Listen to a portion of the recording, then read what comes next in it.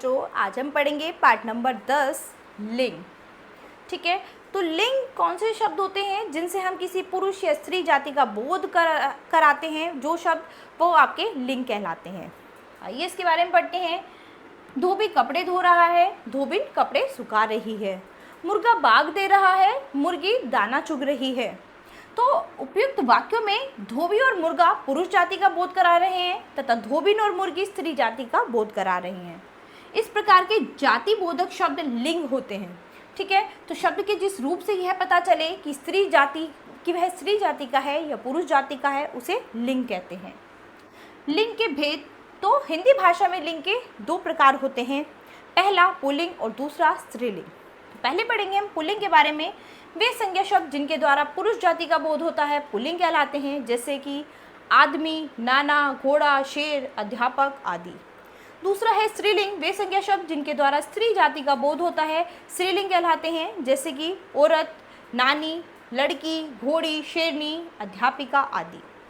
अब हम पढ़ेंगे लिंग निर्धारण। ठीक है, हिंदी भाषा में लिंग निर्धारण दो रूपों में किया जाता है, पहला शब्द के अर्थ के आधार पर और दूसरा शब्द के रूप के आधार पर। उपयुक्त रूपों में शब्द के अर्थ के आधार पर प्राय प्राणीवाचक शब्दों का लिंग निर्धारण किया जाता है तथा शब्द के रूप के आधार पर अप्राणीवाचक शब्दों का लिंग निर्धारण किया जाता है। अप्राणीवाचक संज्ञा शब्दों का लिंग निर्धारण कुर्सी, मेज, चारपाई, पुस्तक, कलम, घर, मकान, घड़ी आदि अप्राणीवाचक संज्ञा शब्द हैं। इन शब्दों का लिंग निर्धारण व्यवहार के आधार पर किया जाता है। केवल पुल्लिंग बोधक शब्द जैसे कि चीता, गीदड़, खटमल, बिच्छू, भेड़िया, मच्छर, खरगोश आदि पुल्लिंगवाचक शब्द हैं। इनका स्त्रीलिंग बनाने के लिए मादा पहले जोड़ा जाता है, जैसे कि मादा चीता, मादा भेड़िया, मादा खरगोश। ठीक है, तो इनका स्त्रीलिंग जो है मादा शब्द जोड़कर किया जाता है। केवल स्त्रीलिंग शब्द, तो कुछ शब्द ऐसे होते हैं जो केवल स्त्रीलिंग ही होते हैं, उनको आप पुल्लिंग में नहीं बदल सकते, लेकिन उन्हें पुल्लिंग बनाने के लिए नर पहले लगा दिया जाता है, जैसे कि नर छिपकली, नर गिलहरी, नर मक्खी आदि। विशेष कुछ प्राणीवाचक शब्दों का प्रयोग पुल्लिंग तथा स्त्रीलिंग दोनों रूपों में होता है। इन शब्दों में लिंग का निर्धारण क्रिया के द्वारा होता है, जैसे कि मंत्री, मंत्री जी आए हैं, डॉक्टर, डॉक्टर बैठे हैं। तो मंत्री जी आई हैं, डॉक्टर बैठी हैं, यानी चाहे पुल्लिंग हो चाहे स्त्रीलिंग हो, दोनों के लिए समान शब्द का यूज किया जाता है। पर्यायवाची शब्दों का लिंग निर्धारण कभी कभी एक ही वस्तु के दो नाम भिन्न भिन्न लिंगों में होते हैं, जैसे कि ग्रंथ, पुस्तक, आँख, नेत्र।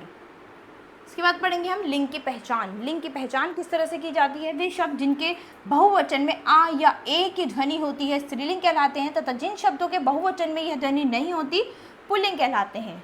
तो ये कुछ पुल्लिंग शब्दों की पहचान है। कुछ ऐसे शब्द हैं यहाँ पर जो हमेशा पुल्लिंग ही होते हैं। ठीक है, तो ये आप पढ़ेंगे अभ्यास में। स्त्रीलिंग की पहचान, कुछ शब्द ऐसे होते हैं जो हमेशा स्त्रीलिंग होते हैं, तो इन्हें आप अभ्यास में पढ़ेंगे और इन्हें याद करेंगे। ठीक है, इसके बाद पढ़ेंगे हम लिंग परिवर्तन। संज्ञा शब्द को पुल्लिंग से स्त्रीलिंग या स्त्रीलिंग से पुल्लिंग में परिवर्तित किया जाए तो उसे लिंग परिवर्तन कहते हैं। ठीक है, लिंग परिवर्तन के कुछ नियम निम्नलिखित हैं, तो आइए इन नियमों के आधार पर पुल्लिंग को स्त्रीलिंग में बदलते हैं। अकारांत व आकारांत पुल्लिंग शब्दों के अंतिम ए या आ में प्राय ई प्रत्यय लगाने से वो पुल्लिंग से स्त्रीलिंग में बदल जाएंगे, जैसे कि पुत्र, पुत्री, देव, देवी, बेटा, बेटी, ब्राह्मण, ब्राह्मणी। इसके बाद दूसरा है अकारांत पुल्लिंग शब्दों में आनी लगा देने से। तो कुछ अकारांत शब्द हैं जिनमें अगर हम आनी लगा दें तो वो स्त्रीलिंग में बदल जाएंगे। इंद्र, इंद्राणी, नौकर, नौकरानी, राजपूत, राजपुतानी। तीसरा है अकारांत पुल्लिंग शब्दों को अकारांत कर देने से। ठीक है, महोदय, महोदया, आचार्य, आचार्या, भवदीय, भवदिया।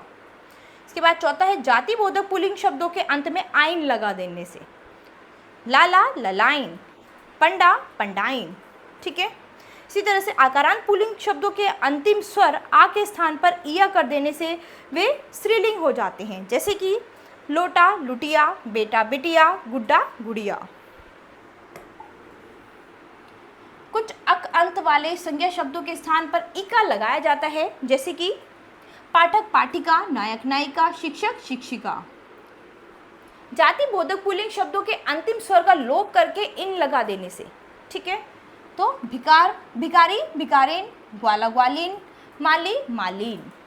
ठीक है, इसके बाद है कुछ शब्दों में नर और मादा शब्द लगाया जाता है उनको पुल्लिंग से स्त्रीलिंग में बनाने के लिए, जैसे कि नर खरगोश, मादा खरगोश, नर चीता, मादा चीता। ठीक है।